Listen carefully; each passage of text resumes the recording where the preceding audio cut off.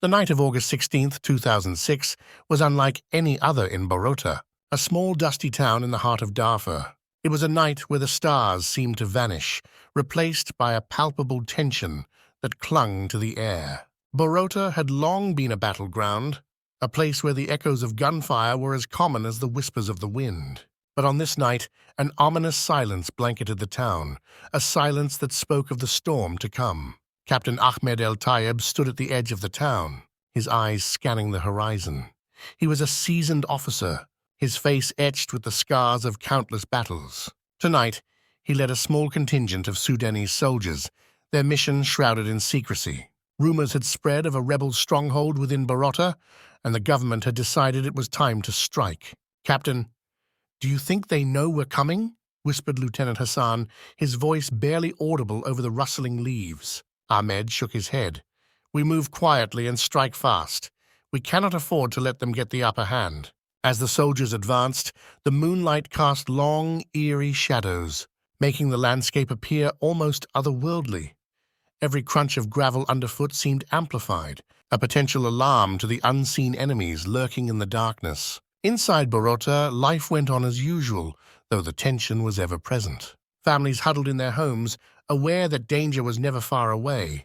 Children played quietly, their laughter muted, as if the air itself was afraid to carry any sound. In the town square, a group of rebels, led by the enigmatic Abdul Karim, gathered. Abdul was a man of few words, but his presence commanded respect. He had led his men through countless skirmishes, always emerging victorious. "Tonight we stand our ground," Abdul said, his voice steady. "The government thinks they can break us, but they underestimate our resolve. We fight for our land, our families, and our future."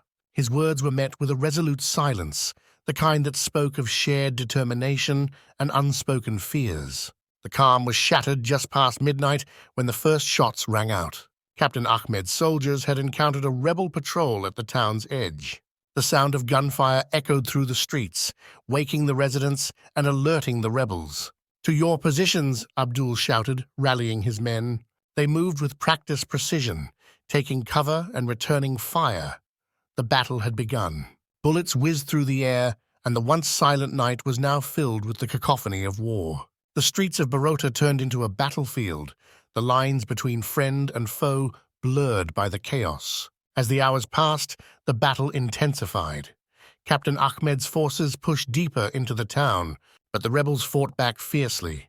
Every building, every alleyway became a contested zone. In the heart of Borota, near the old mosque, a fierce skirmish broke out. General Ahmed, leading from the front, found himself face to face with Abdul Karim. The two men locked eyes, recognizing in each other the determination to win at any cost.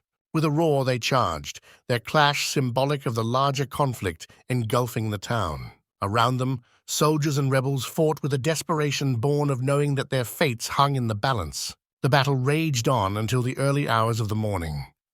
Both sides suffered heavy casualties, and the town of Borota bore the scars of the conflict. Smoke filled the air, and the cries of the wounded added to the grim symphony of war. Just as it seemed the rebels might hold their ground, a sudden explosion rocked the town square. The government forces had brought in heavy artillery, a last-ditch effort to break the stalemate. The blast threw Abdul Karim to the ground, and as he struggled to rise, he saw his men falter. Despite their bravery, they were no match for the overwhelming firepower. As dawn broke, the sounds of battle finally began to fade. Borota lay in ruins, its streets littered with the remnants of the night's violence. Captain Ahmed, bloodied but unbowed, surveyed the scene. His mission was accomplished, but the cost had been high.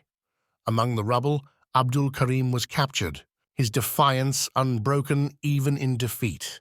As he was led away, he vowed that this would not be the end. The struggle for Darfur would continue with or without him.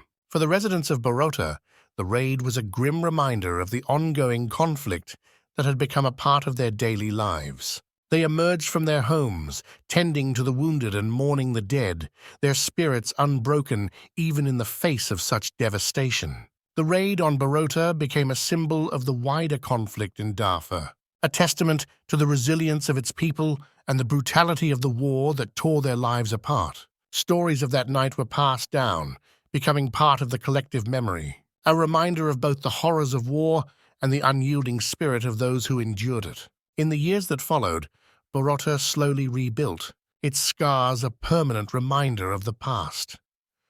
The memories of that fateful night remained etched in the hearts of those who survived, a poignant chapter in the ongoing saga of Darfur. Thanks for watching. Don't forget to give a like, share, and subscribe to receive notification when we drop new content.